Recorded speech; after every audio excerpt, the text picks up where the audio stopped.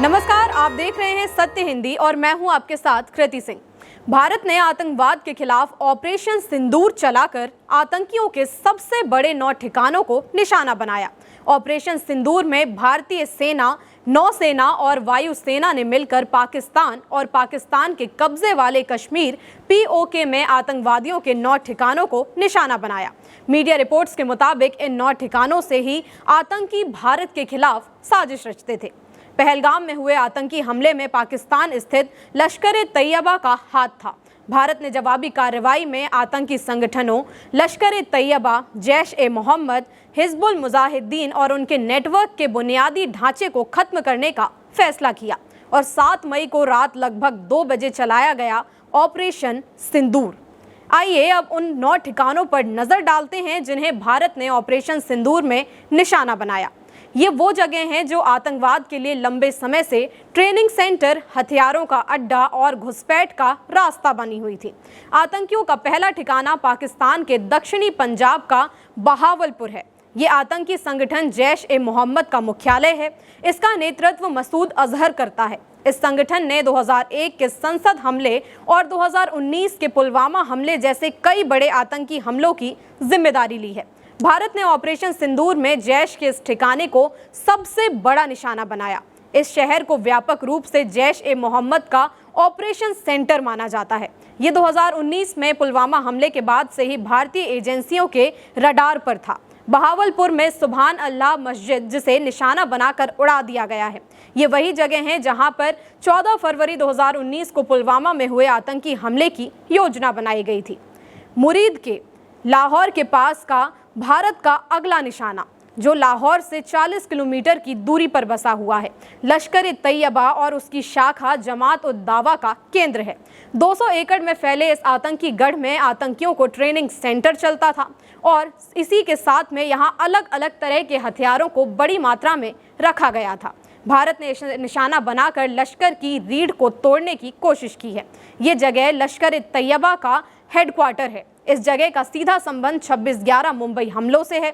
भारतीय सेना ने POK के अंदर भी हमला किया है। तंगधार सेक्टर में मिसाइलों ने सवाई कैंप को निशाना बनाया। ये जगह भी लश्कर का एक सेंटर है जो सोनमर्ग, गुलमर्ग और हाल ही में पहलगाम में हुए हमले सहित कई हाई प्रोफाइल हमलों से जुड़ा हुआ है। कोटली POK पाकिस्तान के कब्जे वाले कश्मीर में कोटली आतंकवादियों के लिए एक ट्रेनिंग ग्राउंड की तरह था। यहाँ एक समय में 50 से अधिक आतंकियों को ट्रेनिंग देने की क्षमता है। भारत ने इस ठिकाने को ध्वस्त कर आतंकियों की भर्ती और ट्रेनिंग को रोकने का लक्ष्य रखा। कोटली का ही ये दूसरा ठिकाना पाकिस्तान के बसे JEM का एक महत्वपूर्ण आतंकी अड्डा है। JEM का शीर्ष कमांडर मुफ्ती अब्दुल रऊफ असगर का करीबी सहयोगी हाफिज अब्दुल शकूर उर्फ कारी जर्रार इस मरकज का प्रमुख है। कारी जर्रार सीधे तौर पर जम्मू कश्मीर में आतंकवादी हमलों की योजना बनाने और उसे अंजाम देने में शामिल है और भारत की राष्ट्रीय जांच एजेंसी NIA द्वारा वांटेड भी है। ऑपरेशन सिंदूर का अगला ठिकाना रहा बिलाल कैंप। ये कैंप जैश-ए-मोहम्मद का मुख्य लॉन्च पैड था। इस ठिकाने से लश्कर-ए-तैयबा अपनी योजनाओं को अंजाम देता था। गुलपुर का इस्तेमाल 2023 और 2024 में जम्मू कश्मीर के राजौरी और पुंछ में हमलों के लिए लॉन्च पैड के रूप में किया गया था। ये आतंकियों का मंच था जो भारतीय सुरक्षा बलों और नागरिक ठिकानों पर हमले करता था। भारत ने इसे निशाना बनाकर घुसपैठ की साजिश को नाकाम कर दिया। सवाई को उत्तरी कश्मीर, खासकर सोनमर्ग, गुलमर्ग और पहलगाम में हुए आतंकी हमलों से जोड़ा गया है। ये ठिकाना आतंकियों के लिए योजना का केंद्र था। भारत ने इसे नष्ट कर कश्मीर में शांति की दिशा में एक और कदम उठाया। गुलाम कश्मीर में चेलाबंदी पुल के पास बसे हुए एक आतंकी अड्डे को लश्कर के सबसे महत्वपूर्ण शिविरों में से एक माना जाता है।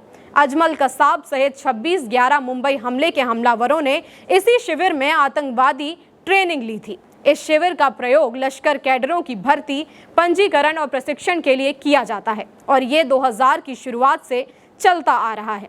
अंतर्राष्ट्रीय सीमा के करीब स्थित सरजाल वही ठिकाना है जहां से आतंकी भारत में घुसते थे। भारत ने इस ठिकाने को निशाना बनाकर सीमा पार से होने वाली घुसपैठ को रोकने की कोशिश की है। बरनाला भी सरजाल की तरह घुसपैठ का एक प्रमुख रास्ता है। भारतीय सेना ने इसे निशाना बनाकर आतंकियों के भारत में प्रवेश के रास्ते को बंद करने का प्रयास किया। महमूना सियालकोट के पास महमूना कैंप हिजबुल मुजाहिदीन का ठिकाना रहा है। हालांकि पिछले कुछ वर्षों में ये संगठन काफी कमजोर हुआ है, लेकिन भारतीय अधिकारियों का कहना है कि यहाँ से अभी भी आतंकियों को ट्रेनिंग और गाइडेंस दी जाती थी। भारत ने इस कैंप को नष्ट कर हिजबुल के बचे हुए नेटवर्क को भी तोड़ने की कोशिश की है। इन 9 ठिकानों में हर एक का भारत के खिलाफ आतंकी साजिशों से गहरा नाता रहा है। इन्हीं ठिकानों के द्वारा योजना बनाने से लेकर घुसपैठ तक सभी नापाक साजिशों को अंजाम दिया जाता था। भारत ने इनका सटीक एनालिसिस करके इन्हें निशाना बनाया ताकि आतंकवाद का पूरा इकोसिस्टम ध्वस्त हो सके। अगर आपको जानकारी पसंद आई हो तो वीडियो को लाइक और शेयर करें और चैनल को सब्सक्राइब करना ना भूलें। फिलहाल के लिए इतना ही। देश दुनिया की बड़ी खबरों के लिए आप देखते रहिए सत्य हिंदी।